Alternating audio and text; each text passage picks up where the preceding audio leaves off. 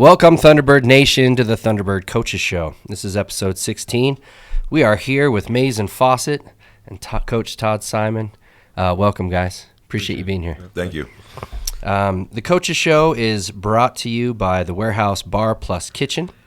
The Warehouse Bar Plus Kitchen is a proud sponsor of SUU Athletics. The Warehouse Bar Plus Kitchen has great food, great drinks, and is always showing all of your favorite sports and UFC fights. Mark your calendars for their New Year's Eve party. That's coming up. Follow the Warehouse on social media to see all of the ongoing fun that's coming up. And the Warehouse would also like you to remind you and everyone out there to have fun and always to drink responsibly. That's the Warehouse Bar Plus Kitchen. It's been a busy couple weeks since we saw each other last. Give us a little bit of a recap. Let's see. You got back from Hawaii. You played. Who was it? Montana State last we talked. Give us a recap of what's happened since then. Get Thunderbird Nation caught up. Yeah, and this thing's been a whirlwind. We got back from Hawaii. Had the heartbreaker here against Montana State. Yeah. And kind of got right the following Tuesday. Cleaned up some stuff and a big win, and then went to Idaho State. They got a great road win. We've kind of had a renewed focus on the defensive end. Did a great job down up there, and then a neutral site game as part of a fun event in Las Vegas against a tournament team in Cal State Fullerton, and came away with a 7-point victory and kind of controlled that game from start to finish, and really did on the defensive end, which was a great deal for us. So I noticed on that game, I don't think they weren't scoring 90 or 100 like we've seen at the AFAC here. Tell us a little bit about that defensive pressure and how you were able to control that game through defense as opposed to running up the score. Yeah. We just shots weren't falling. We've traveled every week, and I think our shots will start falling. We're obviously right now we're first in the nation in scoring, 91 a game, and really that's really hard to do when you're traveling every week like we have been. And so when you're doing that, shots don't tend to necessarily always fall with a little bit of fatigue. So we found other ways to produce points and to win. And in the Fullerton game it kind of exemplified that. We made plays when we needed to, but we really just strung stops together. And guys just played with tremendous effort, and that really led to us kind of controlling the game on the other side of the floor, which was great. What a great luxury. I mean, when your shots are falling, you can just unload the clip. But, when you got to get nitty-gritty, it's great to have the team that can turn on that defensive pressure and allow that defensive pressure to lead to victories and control. That's a great luxury is maybe not the right word because it comes from hard work and hustle. And I'm sure Maizen, you can speak to that, right? Yeah. How many ladders and how many up downs and how many all that stuff goes into great defense, right? Too many. Yeah. Coach, after Las Vegas, who did you have up? Yeah, so then we had exam week, and guys finished strong. We had a bunch of guys kind of finish majority of the coursework. Maizen here is just down to his student teaching, and Harrison D, they finished up all of their classes, so they're officially fulfilled their requirements for graduation here, which is an outstanding accomplishment. And, congratulations, guys. That's a major feat. So we're proud of you guys. And so everyone did great. Everyone finished strong, and then we have NAU at home on Saturday, which was an outstanding game. Just a great college basketball game. They caught fire, and we were kind of answering back at our end and finding ways to just keep attacking, and got a victory in overtime. So, we've kind of won games in a lot of different ways, but in very exciting fashion. Yeah, absolutely.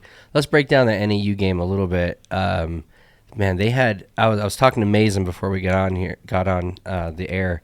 It's amazing how sometimes, and quite frequently, in my opinion, the best player on the other team seems to have a really good night here in Cedar City. I mean, what number 15? What was his last name? Jalen Cone. Jalen Cone, man, that kid went off I think it was, I don't have the stat sheet in front of me, but I think it was 45 points. In a college game. That is many, many points. But it wasn't for lack of defensive effort. You guys were in his face. This kid was just dropping shots left and right. It was unbelievable. But it didn't seem to faze you. Like, you always had kind of that answer. You know, you guys lead the nation in scoring for a reason. You know, you're not going to back down from a guy that's just dropping bombs everywhere. Tell us a little bit about that experience, Maizen, of being in a dogfight with NAU. Yeah, for sure. I mean, going against someone like him, you really have to just come together as a team and guard him. Like that's what it came down to. Not one guy's going to stop him, so we just got together in a huddle and talked about what we were going to do and how we were going to stop him, really. And we did it. We just executed it. And I mean, he hit tough shots, but we just came back and answered, like you said.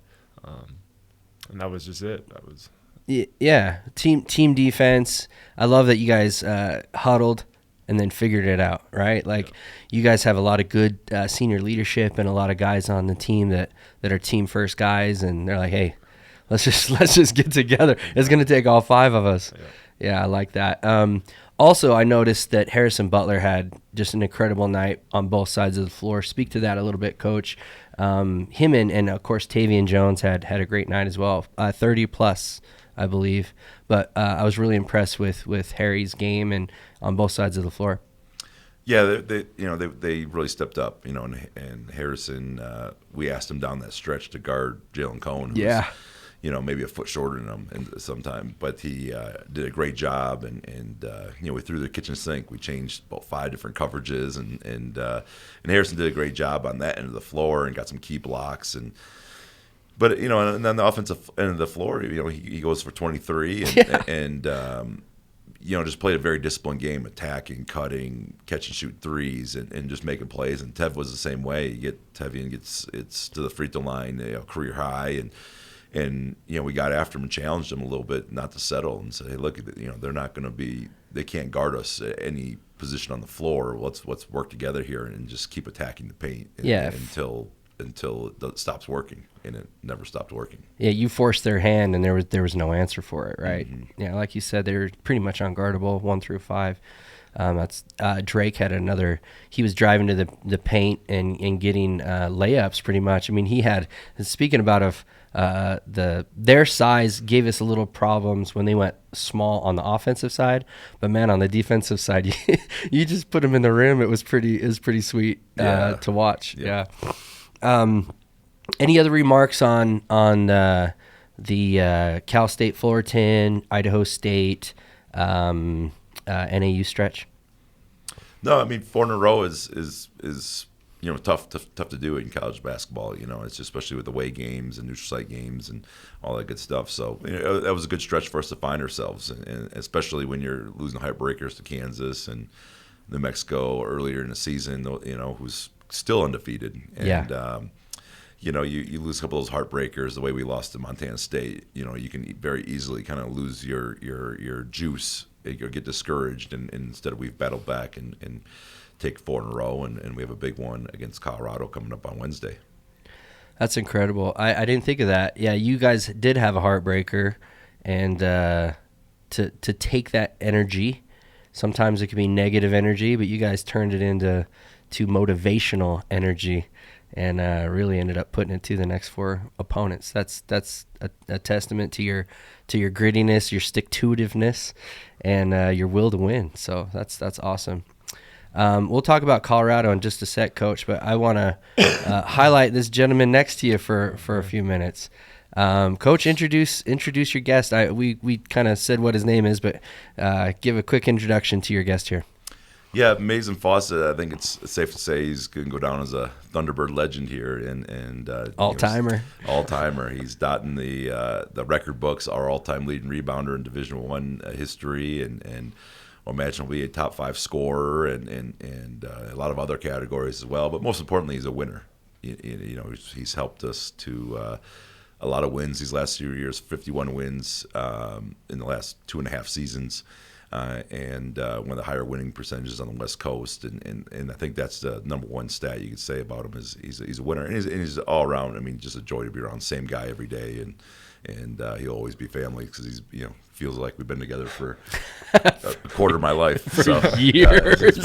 but no, he's the best. He and his wife are expecting a child, coming up, and we're really excited about that for him as well. That's awesome. Maizen, welcome to the show, man. Appreciate it. Yeah, I appreciate it. So glad to have you here. We've been watching you for a long time, and That's true. yeah, it's great to get across the desk from you. Man, we're gonna ask you a few questions, get to know you a little better. Alrighty. Just relax. We're just gonna get right into it. So Maizen, tell us, what town did you grow up in? What part of, I believe, Utah are you from? Yes. So I actually grew up from first grade to about freshman year of high school. I grew up in Eagle Mountain, Okay. Utah, which is right next to Saratoga Springs, which Got it. is where I moved my freshman year. Got it. Same area. Like Enoch and Cedar City. Pretty much. Yeah, exactly. A little bit bigger town. Yeah, sure. But yeah, so then I went to high school. I was in Saratoga. Went to Westlake High School, Westlake, which is out in Saratoga Springs. Okay. Yeah, and that's basically. So, what was your high school career like? I mean, did you guys get into the semifinals? Did you guys make some runs? My freshman, sophomore year, and junior year, we were pretty rough. It was a rough go. Tough sledding. We had like 4 coaches in 5 years, something like that. Okay.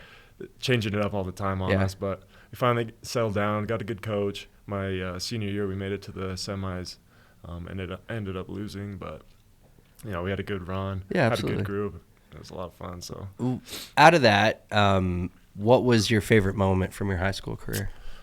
Man, probably just making state, because the school never had done that before. Was it a pretty new school when you were going there? Yeah, like it was a few years old? A few years. I want to say 4th year when I got there. Okay. Something like that. So you were able to help a team or a program that was fairly new, finding their way, so to speak, a bunch of different coaches, and then to go ahead and get all the way to the state playoffs. That's a culture changing moment. Yeah, exactly. Yeah. And they're still running strong now. Excellent. They make playoffs every year and make a good run. So. That's awesome. So out of high school, you were recruited. Tell us a little bit about your recruiting process. How did that go for you? Were there multiple schools interested? Was there one school interested? How did that go Me and for you? Coach Simon actually talk about this all the time, how Utah recruiting is very interesting. Yeah. Tell us about it. The little I know, I was pretty much recruited by SU as the biggest school that recruited me. I had smaller JUCOs and little schools looking at me.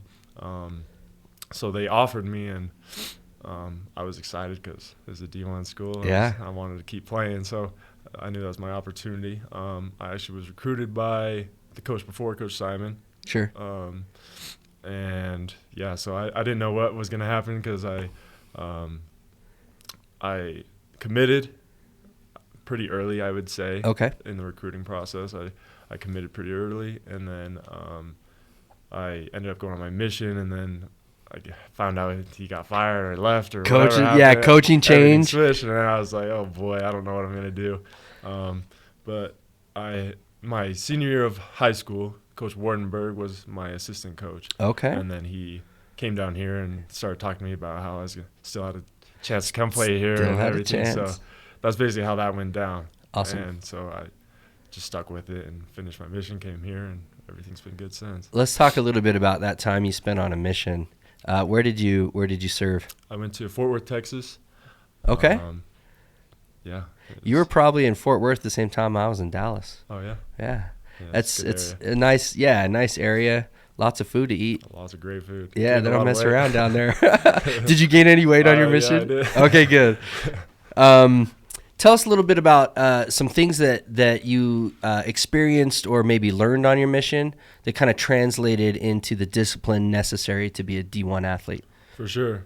I'd probably say the biggest thing is just doing things that I don't want to do. Okay. There's a lot of discipline stuff that you have to do, being on a mission, and just just always have to be doing the right thing. All the rules. All the rules. Yeah. And all the, it's just great. And there's a lot of eyes on you too. There's a lot of pressure. People are always checking up on you and making sure you're doing the right things. And, right. I don't know. I think that really just helped me get here and just continue to do the same thing all the time, every day. Consistency. and just like even when I wake up and I'm like, I don't want to do this today, but I did it for 2 years. I can do it. Yeah, you get in the habit of maybe waking up early, and then kind of, the mission can be a grind sometimes. It's a grind. Yeah, It's a grind. knocking on doors and feeling rejection every day. Not fun. It kind of the cool thing about that is you're probably not having to knock any doors anymore. The up downs don't seem so bad. No. The running doesn't seem so bad after getting smacked in the face every day. Exactly. Oh man, but yeah, there's I can tell in you there's a lot of leadership qualities, and that definitely there's probably some things that you learn in life, not even just in your mission, but good parents, good family. Yeah. You can tell that what do they say? You were raised right. I like to think so. Yeah, good. Shout out mom and dad, right? Yeah. What are you studying here at SUU? Physical education. Okay. So I'm almost done. Thank goodness. Yeah. I'm sick of school, but it's been a good ride. It's been a good ride, I'm but ready to move on. You can see the light at the end of the Yeah, tunnel. exactly. So Coach just mentioned that you're done with all your schoolwork. Now you just got to get into the student teaching. Yep. Okay, And I have cool. my placement. I'm ready to go. Awesome. Just got to do it. So Awesome. I'm excited. Final push, run through the tape. Yeah, cool. Exactly. So physical education, tell us a little bit about your family. Coach also mentioned that you're wifed up. You got a beautiful wife. Yes. It sounds like an addition to the family's coming. Yes. It's like a whirlwind right now. Everything's going on, and I'm just trying to keep up with everything. But, I try to take things one thing at a time. So now I got school done. I can Sure. focus, Tell us a little bit about basketball and tell us a little bit about the story of meeting your wife. How did that go? Yeah, so I was here. It was after my freshman year. It was the summer, and we had summer workouts, so I was down here, and no one's here. But she has family in Enoch, so she was coming down. She was at BYU, Idaho. She was coming down to visit, and then she was going to go up to Canada where her parents were at the time. And then we had a mutual friend who went to school here that basically hooked us up. Set you up? Yeah. Nice. And it's just ever since that day, we've basically been around each other every day. The rest is history. Yeah. Oh, I love to hear it. Yeah, That's awesome. cool. And babies due April 9th. Wow. Yeah. So you got a little hectic schedule. Yeah. You got traveling going on. You Yeah. got all this pressure, but I bet it doesn't feel as big a pressure as the April 9th situation. No. But that's like a good pressure. I'm excited, yeah. but I mean, nervous, excited. I don't know. There's a lot of emotions there. Pressure makes diamonds, baby. Yeah, exactly. Yeah. Okay, cool. Man, we're just so grateful, Maizen, that you came down to SUU. It's been awesome to watch you for it feels like 6 years. Has it been like This is my 5? fifth. Your Yeah, fifth? Okay. yeah. But yeah, you're a fan favorite. Everyone talks about Maizen Fausett. They love to see the grind in your game and how you just never give up. And really what the team needs is what you give it, right? If it needs a little scoring, you're there. If you need some defense, you're there. Just that leadership. So we really appreciate you, and thanks for coming on the show. Yeah, of course, anytime. Any other shout outs? Anybody you want to highlight? Man, I think we hit them all. Parents, wife. Yeah. Yeah, I think we're good. Okay, cool. This guy's awesome. Oh, the best. Yeah. Good job for deciding to keep him on the roster. So I don't know if we had a little. I remember watching him for about 5 minutes. First, I did not know that Coach Wardenberg had coached him in high school. Okay. Really? Even when I hired Coach Wardenberg, I didn't put the connection together for somehow, some way. But upon getting the job in that first month, I watched maybe 5 minutes of film. And that was like that's a big check. Check. Done. So, easy decision. Still made him come down. I remember we had an open. It was like an open gym. Bust and his like, chops. It's like, all right, yep. That just kind of affirmed that he's not a knucklehead and all that stuff. That's awesome. But it was about a 5-minute scratch off the to-do list, and it's like, yep, he's in. Like, we saw him fly around the floor and get loose balls. Like that's what we're looking for. And so I don't know what position he is yet. I don't know how much he's going to grow. I don't know what after the mission is going to look like or any of these answers. Right.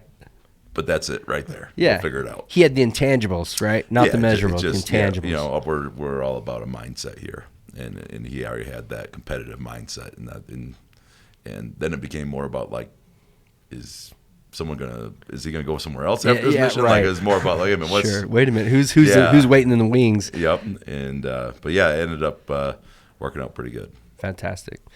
Well, Maizen again. We're glad you're here. Appreciate you, Coach, for bringing him on.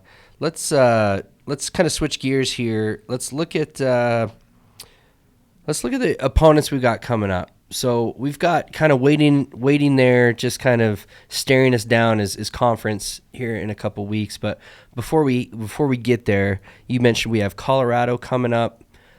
Give us a little preview of Colorado, and then after Colorado, do we go to New Mexico State? Okay, Yep. Let's preview those couple teams. Tell us a little bit about what you see on tape. Maybe some generic matchups.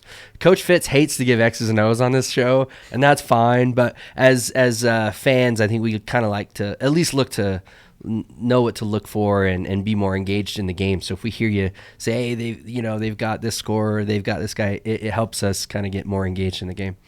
Yeah, we Colorado obviously a huge opportunity. They're very good. They've been top 4 in the Pac-12 last couple of 2-3 years, and wow. They've had some really big wins here in non-conference. They really beat down Tennessee and some of these teams. So they're a very good Pac-12 team. Wow. This will be if we're able to knock this one out, it would probably be the highest ranked win we've had in school history. Wow. But it's an opportunity we have, and much like Kansas and New Mexico, we're going there to win. We're not going there to mess around, and this is a huge opportunity right before break for us to ride into Christmas on a nice high and put a capstone on this non-conference. So we're excited about that. They're led by 2 excellent players in Tristan Da Silva and KJ Simpson. So they have 2 dynamic players, but they just play good basketball. They don't beat themselves. They're going to rebound. They're going to be tough. And Coach Boyle's been there for a while, and he's got that thing figured out. So. And then after that, we have a couple day break. Guys will get to go home from basically after game time to till Sunday. Unfortunately, with the quick turnaround, we play at New Mexico State on Wednesday. So, oh wow! So we'll be traveling Tuesday. So unfortunately, we'll be practicing on Christmas, which we never like to do, but that's the WAC schedule this year. And so we'll have a couple day prep and. Hopefully guys don't eat too many Christmas cookies and we're ready to roll. But New Mexico State's dangerous. They've got they just have a lot of ways they can beat you, and they're a little unpredictable. And obviously they're going through a lot of off-court turmoil, which right. is much documented. So right. you don't know who may or may not be on the team by then. But sure. and in terms of just some of the stuff that's kind of internal drama there. Yeah. But that makes for a dangerous opponent because they're certainly bunkered down and trying to just focus on their season. So they'll be toward the top of the WAC, I think, when it's all said and done. So that'll be a huge road game, and they don't lose at home. And then following that Saturday on Christmas Eve, the afternoon of Christmas Eve, or rather New Year's Eve. New Year's Eve will be UT Rio Grande Valley. So we'll need to try to get the folks out for. That's a home game? That'll be a home game. So okay. And we don't get too many Saturday home games this year. I believe that's the only one we have in the season. Wow. If I'm not mistaken, maybe there's one more, but we're going to really need to take advantage of that and fill the arena as best we can. Call out the local community school be out. So we're just going to need all of Southern Utah to come and cheer the team on. University of Texas Rio Grande Valley. Yep. What type of team are they? They're a team I have not seen. I have seen New Mexico State and Colorado, but I don't have a clue about Utah, or I say Utah, University of Texas Rio Grande Valley. What are they like? I mean, they're obviously a WAC opponent. Yep. But I mean, very high tempo. Okay. Right. They're amongst the nation's leading scorers as well. They've got some weapons that can get going, okay. And they're led by a dynamic 6'6" guard who can really score. A 6'6" guard, and so he can fill it up. And wow! So they're a dangerous team, and there's no pushovers in the WAC, but no. But they are dangerous, and but we're going to take advantage. And it's a tricky schedule going on the road to New Mexico State and then turn around and play them on Saturday afternoon is kind of a tight window, but. Nothing we haven't prepared for in this non-conference for sure. Sure. Well, it sounds like you got your hands full this holiday season. Coach, any parting thoughts or any parting words? What a great game on Saturday. Fantastic win. Overtime game. Cardiac Kids is pushing everything to the last second.